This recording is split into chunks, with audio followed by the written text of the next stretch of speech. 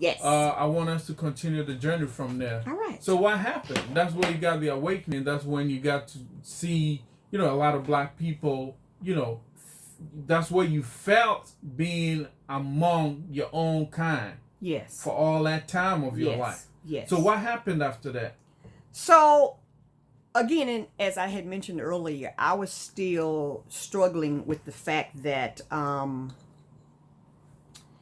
was being considered like an outcast in terms of my family. So I struggled with it. I struggled with it hard. I'm not going to even lie and say that it was an easy battle or mountain to climb. So right. Yes, I struggled with it. I graduated and I went to graduate school. And when I got to graduate school, I went to a university that was predominantly white. I told you I came from an HBCU. I woke up and I breathed black every day and every night and all the air in between. Right. So now I went from one extreme to the other. And in this particular place, you could literally, I'm not going to say the name of the university, but at this particular place, you could literally walk all day, 2 days, and not see people that look like you and I. Oh. That was scary to me.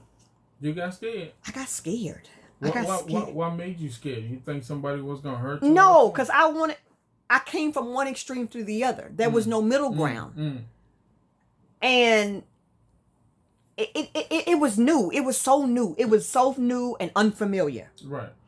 And a lot of times we do things that are unfamiliar to us. We are afraid of them. Right. And I'm being honest. I was afraid. I was a young woman starting the trajectory of my life in graduate school and not being able to see, there'd be certain days where I could literally go and not see black people. That petrified me.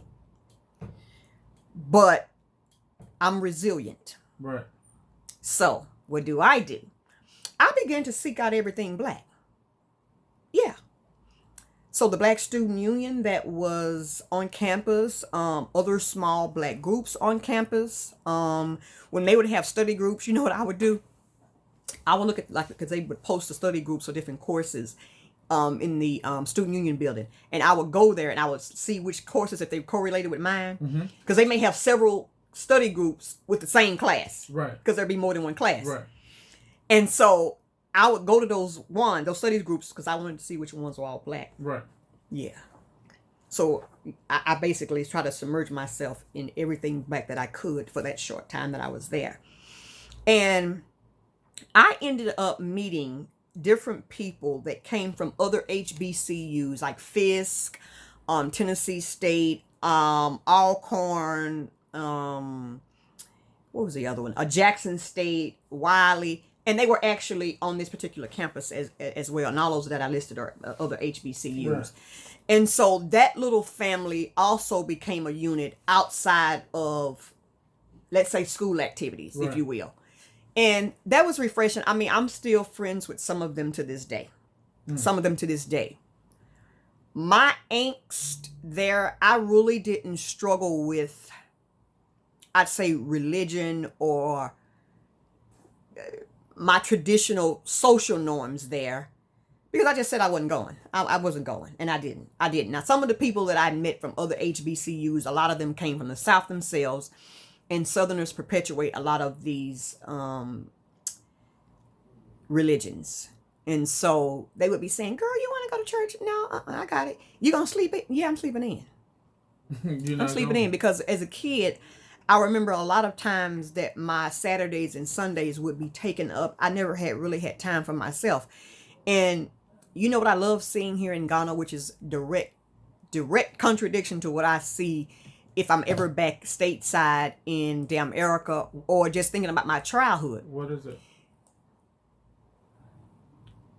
Children of Alkebulan can be children. Okay. They can be children. They are able to walk within their local communities. Nobody's bothering them. I haven't seen not a one flyer since I've been here that's talking about a child is missing. I mean, it happens, but maybe if it does, I'm telling you what I've witnessed. Now, maybe that's my own naivete. Yeah. Now, I'm not saying that to say that there's no crime here. As long as you have humans you're going to have issues. Yeah, I understand that. Yes. I mean, not as much as it happens over there. Yes. You know, it could be reasons, not the same reasons that kids get. Because a man has a sick fetish. That's what I'm saying. Or so it's not even the same. Oh, okay. Here, you know, there are some communities that instant justice is like that. Swift. You know, okay. Like you don't play. Okay. You don't play such. Okay. Kids get to be kids, and adults get to reason as adults. Yes. That's something. Seriously, that's something. And even I was speaking with a gentleman here. He's here with his wife, and they have a son. And he runs all the time in his local community. And he was saying, you know, my son just gets to be a kid. He said, I don't even remember just being a kid in America. Right. And I said, did you ever notice in your runs that maybe at certain times you may see a child outside their family gate or something, and they're just by themselves playing in the dirt? And he said, yeah. And he said, at times I've seen them out there playing, and they're without clothing. Nobody's bothering them. Right. So, in that, I don't know. I mean, there is life in that. But you don't have to be living in a constant state of fear and paranoia. And most colonial Africans don't know what that's like. And I don't ever want them to know what that's like. Ever. Because this is why a lot of times, you know, we deal with health issues due to worrying about things we shouldn't even have to worry about. Right. But so, yeah, going to this particular university and meshing with different people that came from other HBCUs, that gave me a framework and opened me up for a lot of things. And I am grateful for the relationships that I made. But I didn't struggle with, I'd say, my social conditions at that time. Now, I will say this. When I would go home, let's say when schools were closed, and all of that, what I can tell you is, because I continue to say I don't celebrate these holidays, etc. Again, there was some angst at home. There was some angst because people still didn't know how to take me. And I'll say this. Because of that, at times throughout this chapter of my life, because it's a particular chapter, I find myself questioning, saying, well, maybe what I'm doing is wrong. Maybe I need to go back to this way because this is what they know and what all I know, you know, right. That kind of thing. And the times that I did it, it wouldn't be for long. You know, they call them, I don't know what you all call them here, but they call them backsliders. They call them backsliders. You basically backslid. Right. You got off the Christianity train for a little bit and then you got back on. They call it backslide. Yeah. So yeah, I backslid numerous times.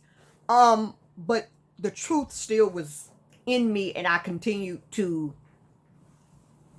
I don't want to use the word struggle with it. I continued to always have in my head there was a light elsewhere. There was something else. And so by the time I graduated from graduate school, even though I was destined to be this teacher, in my last year of graduate school, I took a part-time teaching job to teach a language, to teach a foreign language. Okay. I kept saying, I'm ready to go to Mama Alkebulam because it's something I need to see. It's something I need to see. I had applied for several programs to actually get on the continent. Right. And in applying for those, I had the luxury of getting in one that was created by a black man in the America. And I did that, and that's how I got to Malawi. Okay. And yeah, I got the best education that money could buy. In Malawi. That's right. Wow. That's right. Wow. I should have went there. So somebody should have sent me there first. Right. I finished that, then came back and go to school. Right. I mean, that's where you got to get it, because most Africans don't believe that even our local communities, like our village setting, how they manage stuff, how they live, is actually education. They see it as a certain type of odd lifestyle that they don't want to find themselves in. Okay. Even being in Africa, people think that being in Africa is like you have been degraded to the lowest core. And these are Africans I'm talking about. Okay. These are not diaspora. These are continental Africans. Mm. So even if you offer somebody a huge sum of money to choose between where he will stay, definitely he's not choosing Africa. He's choosing somewhere else. Wow. Other than Africa. Yeah, but that comes too from media. Because think of this. As I just said when we first started dialoguing here, and I talked about the villages and people in the villages. A lot of stuff that goes on, people in the villages have no clue about because that's not their lifestyle. So why would they even care? So if I don't follow media and media propaganda, how would I know that this place, damn Erica, is alleged to be better than Ghana? No, I understand alleged that. to be better than Zambia, than Zimbabwe, Namibia. So that's where that comes from. But at the same time, when you and I were talking about the educational system, patriotism is taught. Yeah. It's taught. And all Westerners, I don't care which country, it could be on Europe, it could be the UK, it could be damn America, North America. Patriotism enters these Western societies from the time that a woman gives birth. And if you don't teach your citizens, your constituents here at home to be a patriot, they are easily bamboozled by the media. So And okay. I'm gonna use myself in this example. Okay. When I was a kid and we would see visions of Mama Alkebulon, it was always derogatory. And our patriotism in that was send donations to help these starving kids in Alkebulon. Okay. And the face of that would be what? All white folks. Not black people. I mean, Sally Struthers and all these people would get on here and they would feed the children and just all of these other international organizations, and they would make commercials. The commercials would come on and they would talk about how you all be swinging from trees, living in these shanties, and you all needed our help and money. Yeah. So I'm telling you what I saw as a kid. But at the same time, the patriotism of that was that we're supposed to give. So stay on that giving part. So if that's what I knew and I never really saw anything else outside of that media that was given to me, then that's what I would believe. So let's say I had never set foot in Malawi in 1999. It's likely, even if I never read Dr. Broder or Dr. Francis Cress Welsing's books, that I could still be thinking like that. And so the people that you even mentioned earlier about saying that they're not Africans, they're this, they're that, a lot of them are still thinking that way. So even when I tell people about coming onto the continent, one, this is not a dumping ground for your minutia. Yeah. If you got crap going on, leave that where you come from. We're gonna come to that. We're Okay. gonna come to that. All right. But I'm just saying. let's just focus on the journey. So after college, after school in America, what actually pushed you? Like, what was the basis for you to actually decide and be sure that, okay, I want to travel and go see the motherland? What was it? I knew that I needed a change of scenery. Okay. And the best scenery for me, I needed to see from whence my ancestors cometh. Right. Granted, I don't know my let's say location of my line and all of that. I don't need to know that. Okay? This is where they came from. This is where I'm going. Right. So I didn't have any aversion to whatever country this organization sent me to. Okay? I had no aversion to that. Whatever they sent me, I was going. Okay? Okay. It could have been Timbuktu, and we know what's going on with Timbuktu. Right. All right? I'm just telling you. I could have gone there. Right. Okay? Right. I was excited, overjoyed, happy. But as I begin, you're going to love this, as I begin to tell people about, I'm getting ready to leave in a few months to go onto the continent, and I'm just stoked out of my mind. The derogatory mess that's permeating through here. It was horrible. Okay. It was horrible. But again, all of that is a tribute to the sad media that I told you that was going on even when I was a kid. Right. So when people would say things to me, I kind of would brush it off and I would ask them, have you ever been? So when they would tell me no, well, stop telling me about a place your ass ain't never been. Let's get that together. See, we like to tell people, it could even be thrill-seeking events. You know, I want to be in a hot air balloon. I want to skydive. Okay. You know, all of this stuff. And we'll say, you must be crazy, or you thinking this way. It's always derogatory instead of encouraging people. Mm-hmm. And that's what I got. And again, I got to Malawi and got an education that I just was not prepared for. And I've always told people I should have gone there first. We should have gone. It's kind of like some countries have an obligatory military time frame that you must do, let's say, as males. Yeah. A lot of nations are like that. Right. So maybe if somebody had said to me, it's obligatory that you go to Alkebulon first and then you enter college. Mm-hmm. Maybe I would have been fighting it to a point. But at the same time, I think that I would have embraced the journey once I got there. Right. Which is what I did. And I got to Blantyre, Malawi, and we disembarked from the airplane. I never was on an airplane where the airplane was on the tarmac, basically, and you walk down the stairs. It was always to a gate, so that was the first experience for me. Right. But when I actually got down and looked around, and it was scorching hot. And inhaling the air. I mean, I looked around and I was just so happy. I was so happy for a number of reasons. Remember, I had just come from an all-white school. Mm-hmm. And now what I'm seeing, black folks handling your baggage. Helping you down the stairs. Helping you black. Into the terminal. I mean, everything. The sky's black. I mean, everything was back to how it was, like I said, when I was at the HBCU. And they were doing jobs. Not saying that I never saw black people working at the airport. That's not what I'm saying. Mm-hmm. But they were working every facet of an airport. Yep. Everywhere. Everywhere in the airport. Even to this day. You don't get that. Call the boss. In damn America, you don't get that. Call the boss for me and he's going to come out black. Oh my God.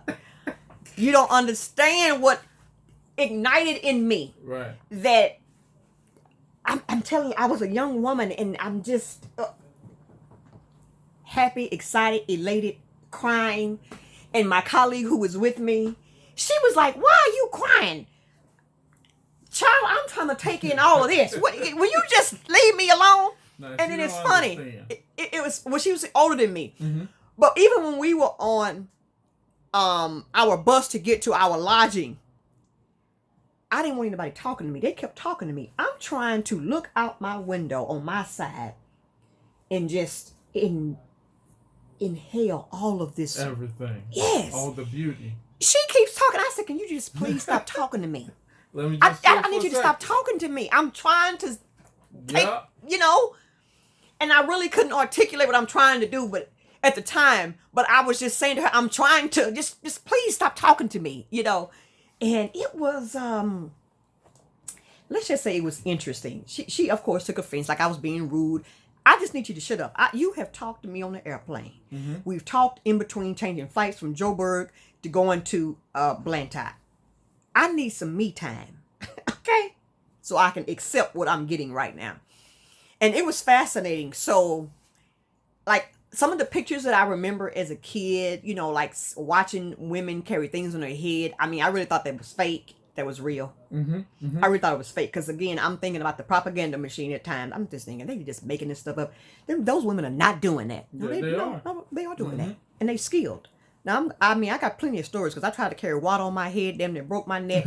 I mean, listen, I've tried it, okay? Because I'm just like, they're a better woman than I am. I got to be like them. Yeah.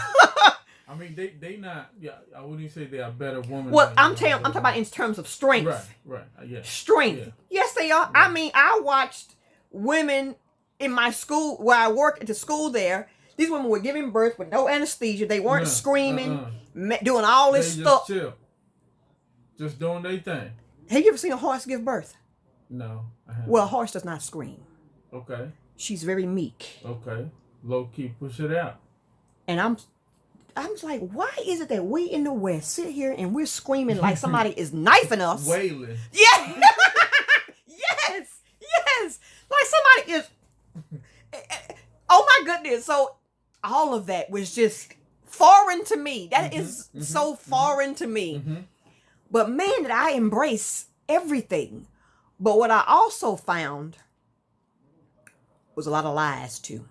Mm-hmm. I found myself indoctrinated in more lies that came from damn America.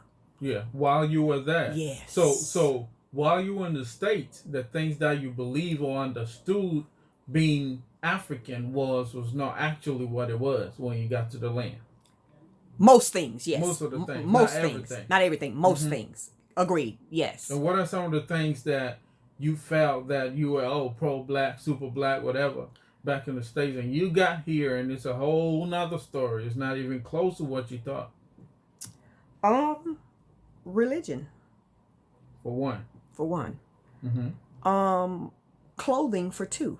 You know, we talked about that earlier. Yeah. But one of the biggest things that hurt me, and I mean, I would cry. I really struggled like my first few months there. Okay.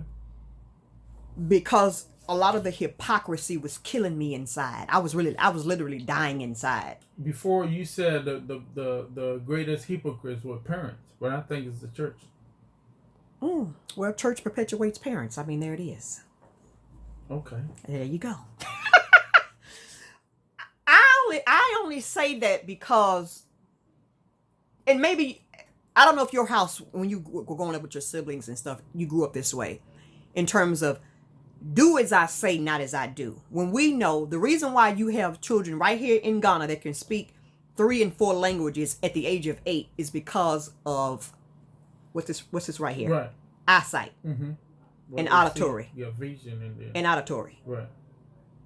So how can you tell me to do as you say and not as you do when all I'm seeing is this and hearing is this and all of this? So that's why I say that. But anyway, one of the biggest things that gave me heartache and heartbreak and many sleepless nights, I mean many, I would cry. And now it's more prevalent than ever before.